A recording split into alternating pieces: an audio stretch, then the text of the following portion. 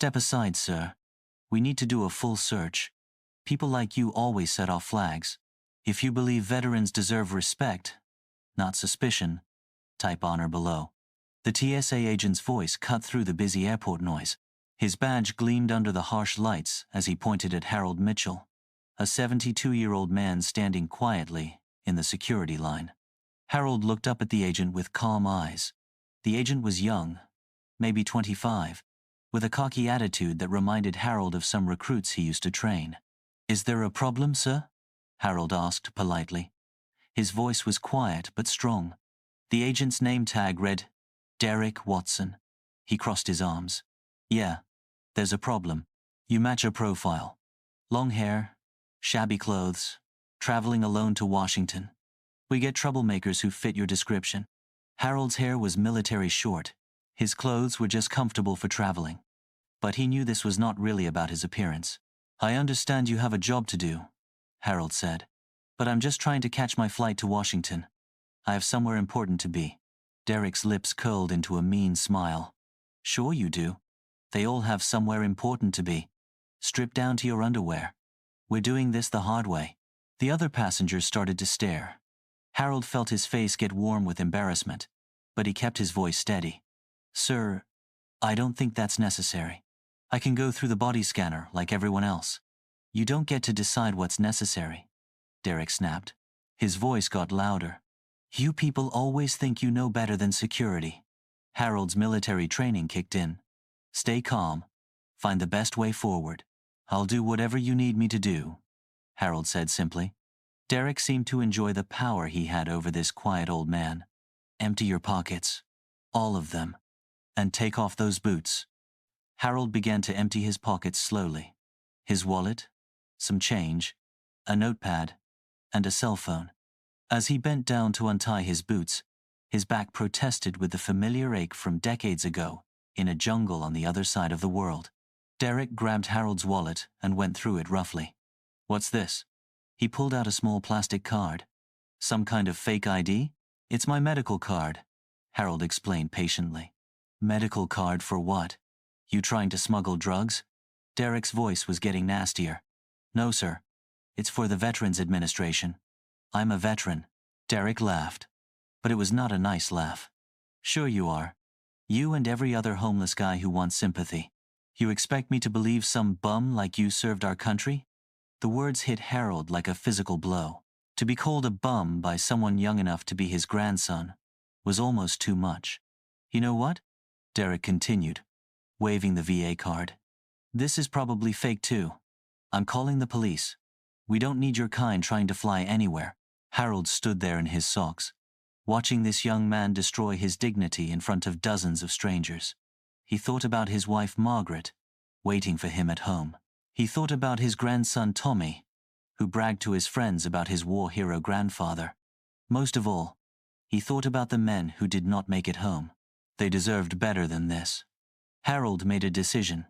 He pulled out his cell phone and found the number he needed. A number given to him 3 weeks ago by a very important person who told him to call if he ever needed anything. "What are you doing?" Derek demanded. "Put that phone away." "I'm making a phone call," Harold said quietly. "Just one phone call." Derek grabbed for the phone, but Harold stepped back with quick reflexes. "You're not calling anyone." But Harold had already pressed the number. The phone rang twice before a crisp voice answered. "Colonel Martinez speaking." "Colonel, this is Harold Mitchell. You told me to call if I ever needed help." There was a pause. Then the voice became very serious. "Mr. Mitchell, what's wrong?" "I'm at the airport in Denver. There's a problem with security. They won't let me through to catch my flight to the ceremony." "Are you being mistreated, Mr. Mitchell?" Harold looked at Derek, who was trying to grab the phone again. "Yes, sir. I believe I am. Stay on the line. Help is coming." Derek finally snatched the phone away. "Who were you talking to? Somebody who's going to pretend to be a cop?" Harold just stood there quietly. "Someone will be here soon to sort this out." Derek laughed. "Right. Your imaginary friend is coming to save you." It took exactly 11 minutes. The first sign was when other TSA agents started getting calls on their radios. Derek's supervisor hurried over, looking worried. "Derek? What's going on here?" the supervisor asked. "Just processing a suspicious individual, Chief." The supervisor looked at Harold. "This is the individual?" "Yeah. Homeless vet wannabe trying to scam his way onto a plane." The supervisor's face went pale. "Derek, step away from Mr. Mitchell. Right now."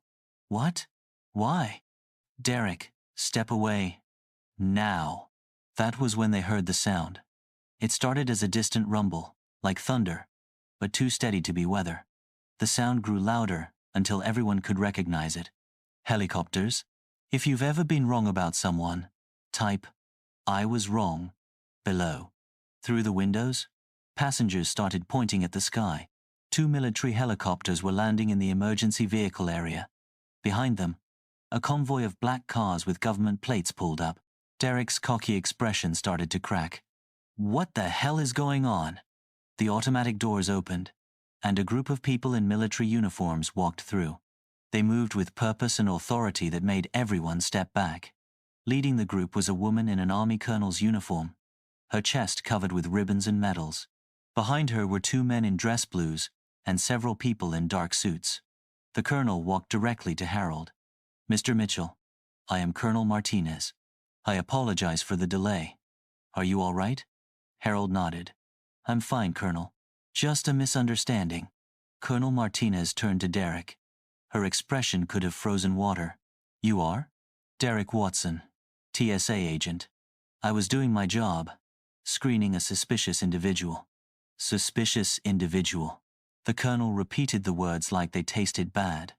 "Agent Watson, do you know who you've been harassing?" Derek's voice was getting smaller. "Some homeless guy pretending to be a veteran." One of the men in dress blues stepped forward.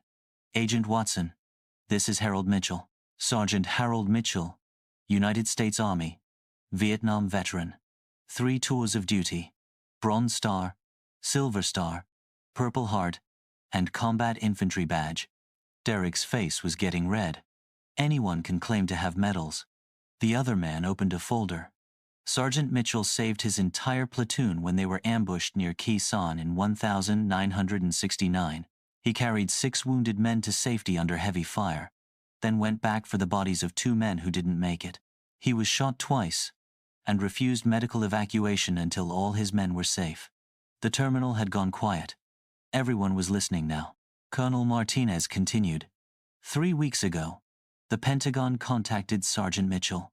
After 54 years, the Army decided that his actions deserve higher recognition. Sergeant Mitchell is flying to Washington today to receive the Medal of Honor from the President of the United States. The silence in the terminal was complete. The Medal of Honor, Agent Watson. The highest award our nation can give. And you treated him like a criminal. One of the men in suits stepped forward. "Agent Watson, I am Deputy Director Harrison from Homeland Security. Your behavior today is completely unacceptable." Derek finally found his voice. "I was just doing my job." He looked suspicious. He looked suspicious? Colonel Martinez's voice was ice cold. A 72-year-old man in clean clothes, carrying proper identification, traveling to receive the nation's highest military honor, looked suspicious to you? Within minutes, the area was filled with supervisors and airport management.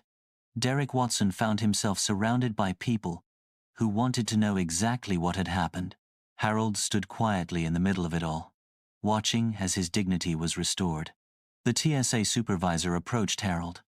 "Mr. Mitchell, on behalf of the Transportation Security Administration, I want to apologize. Agent Watson's behavior was inexcusable. Agent Watson will be suspended pending investigation," Deputy Director Harrison added. Derek Watson was escorted away, his badge and radio taken from him. As he passed Harold, he tried to say something, but Harold just looked at him with calm, steady eyes. "You had a chance to treat me with basic human dignity," Harold said quietly. "That's all I wanted." Colonel Martinez personally escorted Harold to his gate, along with an honor guard. The other passengers watched as this quiet, dignified man walked through the airport with the recognition he deserved. Harold was given a first-class seat and personal assistance from the airline staff. The captain came out to personally welcome him aboard and thank him for his service. The next day, the story was all over the news. Video from airport security cameras showed the entire incident. The TSA announced new training programs for proper treatment of veterans.